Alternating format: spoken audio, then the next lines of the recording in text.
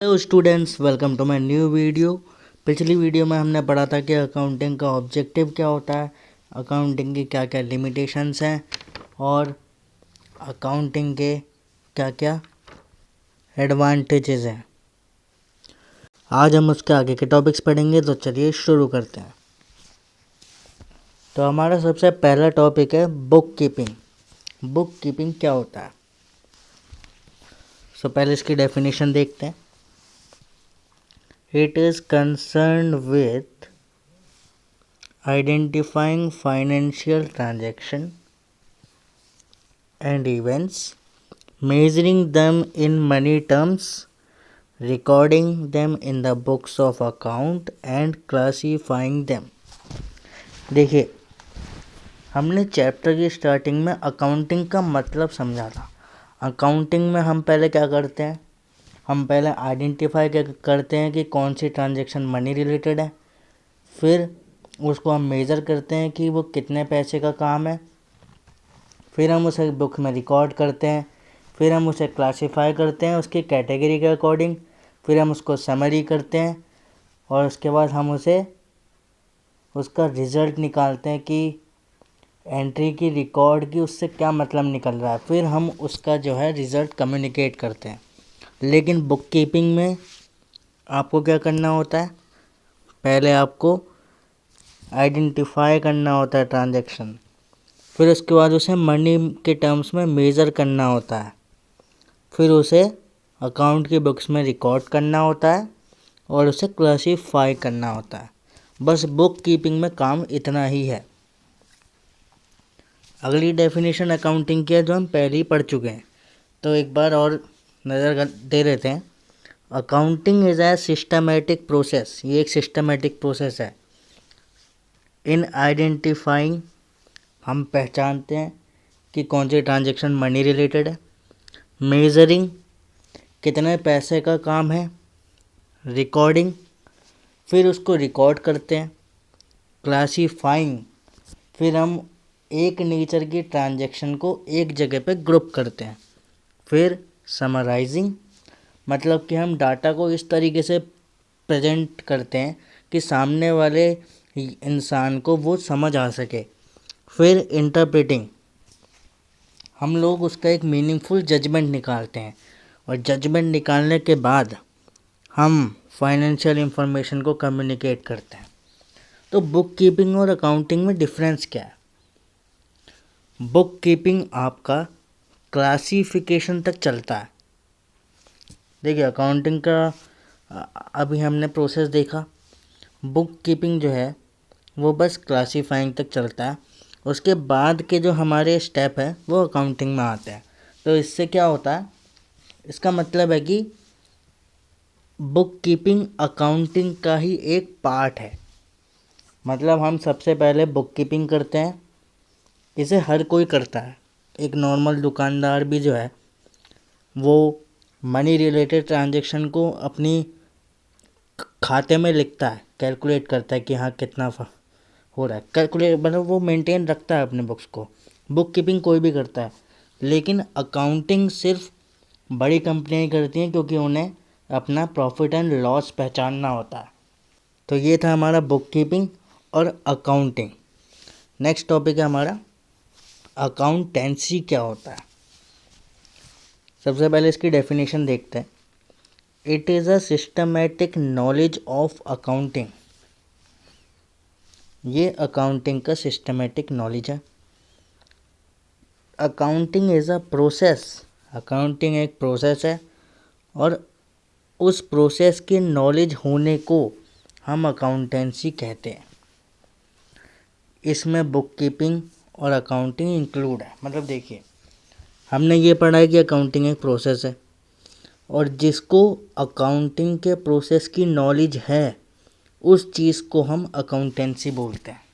समझ आया? फिर से रिपीट करता हूँ। अकाउंटिंग एक प्रोसेस है और उस प्रोसेस की नॉलेज होना उसको अकाउंटेंसी बोलते हैं। ये है हमारी अकाउंटिंग का मतलब। नेक्स्ट टॉपिक है हमारा accounting is an art and science.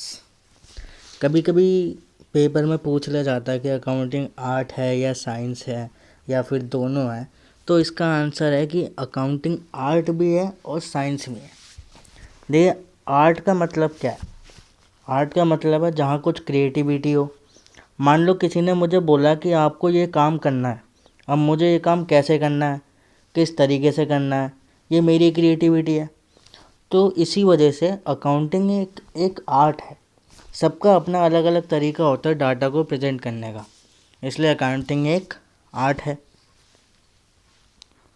अब हम ये भी बोल सकते हैं कि अकाउंटिंग साइंस भी है, क्योंकि अकाउंटिंग में बहुत सारे प्रिंसिपल्स का यूज़ किया जाता है।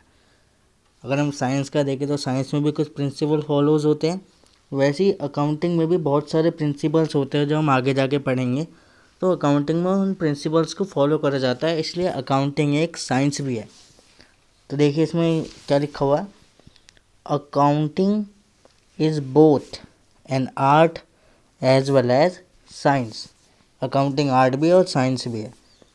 Accounting records, classify and summarise financial transaction which is an art.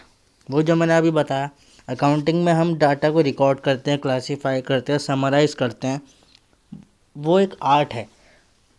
हर कोई अलग अलग हिसाब से डाटा को रिप्रेजेंट करता है। अकाउंटिंग में हम बहुत सारे प्रिंसिपल्स को इस्तेमाल करते हैं, इसलिए हम ये भी कह सकते हैं कि अकाउंटिंग जो है वो साइंस भी है। तो समझ आया, अकाउंटिंग आर्ट भी है और साइंस भी है। अब हमारे इस चैप्टर का last topic, users of accounting information. देखिए, जब हम फाइनेंशियल स्टेटमेंट तैयार होता है कंपनी का, तो फाइनेंशियल स्टेटमेंट जो है वो दो तरीके के यूज़र देखते हैं।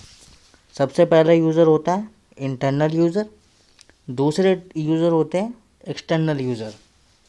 तो हमारे दो तरीके के यूज़र आते हैं। सबसे पहले यूज़र की हम बात कर लेते हैं, इंटरनल यूज़र। इंटरनल यूज़र नाम से ही पता लग रहा है कि कंपनी के अंदर के जो यूज़र्स होते हैं। सबसे पहला होता है ओनर। अब ओनर फाइनेंशियल स्टेटमेंट का करेगा क्या? भाई देखिए, वो मालिक है, उसने बिज़नेस स्टार्ट करा है, उसने पैसा लगाया है। तो पैसा लगाया है तो वो ये भी तो जानना चाहेगा कि कितना प्रॉफिट हो रहा है या कितना लॉस हो रहा है। दूसरा हमारा इंटरनल यूज़र होता है मैनेजमेंट। अब मैनेजमेंट क्या करेगा फाइनेंशियल स्टेटमेंट जानकर? भाई मैनेजमेंट को अगर पता होगा, मैनेजर को अगर पता होगा कि सिचुएशन क्या चल रही है कंपनी की, तो उस हिसाब से ही वो डिसीज़न ले पाएगा। तो ये दो तरीके के हमारे इंटरनल यूज़र्स होते हैं। अब बात करते हैं एक्सटर्नल यूज़र्स की। सबसे पहले एक्सटर्नल यूज़र्स होते हैं एम्प्लॉयज़। एम्प्लॉयज़ फाइनेंशियल स्टेटमेंट देख के ये पता लगाते हैं कि जो है कंपनी सैलरी देगी या नहीं देगी, क्योंकि सैलरी डिपेंड करती है कंपनी के प्रॉफिट के अकॉर्डिंग ही। अब एम्प्लॉय एक्सटर्नल यूज़र्स में कैसे आ गए? भाई वो तो कंपनी के अंदर काम करते हैं। हाँ, कंपनी के अंदर लेकिन एम्प्लॉयज़ कंपनी के अंदर सिर्फ काम करते हैं, कंपनी उनकी है नहीं, इसलिए वो एक्सटर्नल यूज़र्स हैं। सेकंड हमारा एक्सटर्नल यूज़र होता है इन्वेस्टर। भाई इन्वेस्टर क्या करता है? इन्वेस्टर कंपनी में पैसा लगाता है। अब इन्वेस्टर ने पैसा इन्वेस्ट किया है तो वो कंपनी की जो फाइनेंशियल स्टेटमेंट है उसको भी देखता रहेगा कि मुझे कंटिन्यू करना चाहिए इन्वेस्ट करना या नहीं करना चाहिए। हमारा अगला एक्सटर्नल यूज़र आता है क्रेडिटर एंड कस्टमर। भाई क्रेडिटर ये भी देखेगा कि जो मेरे उधार के पैसे हैं वो वापस आएंगे या नहीं आएंगे, कंपनी जो है पैसे वापस दे पाएगी या नहीं दे पाएगी, इसलिए फाइनेंशियल स्टेटमेंट देखते हैं क्रेडिटर्स। लास्ट एक्सटर्नल यूज़र हमारा बैंक। बैंक हमारे फाइनेंशियल स्टेटमेंट का क्या करेगा? भाई अगर कंपनी को लोन चाहिए होगा तो बैंक क्या करता है? फाइनेंशियल स्टेटमेंट देखता है कि कंपनी जो है कंपनी की कैपेसिटी कितनी है लोन वापस देने की, उस हिसाब से बैंक जो है कंपनी को लोन देता है। तो ये था हमारा last topic, users of accounting information. तो हमारा first chapter introduction to accounting complete हो गया है। आज के लिए इतना ही। वीडियो को लाइक करें, चैनल को सब्सक्राइब करें और इस वीडियो को अपने फ्रेंड्स के साथ भी शेयर करें। मिलते हैं आपसे नेक्स्ट वीडियो में। Good bye.